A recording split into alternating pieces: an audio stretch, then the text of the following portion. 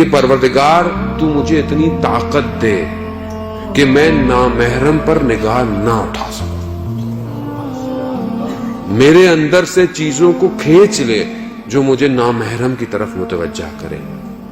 عزیزان محترم، یہ سب سے بڑا مسئلہ ہے کہ واقعاً اگر کوئی جوان آج خدا کی بارگاہ میں یہ مانگے تو اس سے بڑا کمال نہیں ہے۔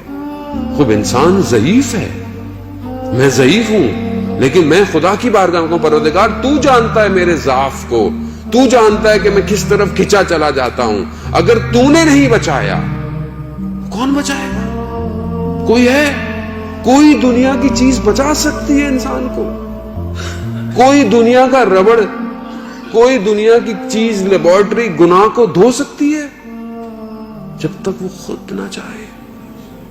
عزیزان محترم، خوب جوان عبادت، وہ کہتا ہے کہ پہلی چیز میں نے کیا مانگی تھی؟ یہ مانگی تھی کہ میرے اندر پروردگار طاقت دے کہ میں نامحرم کو نہ دیکھ سکوں، یہ مجھے خدا نے دیا۔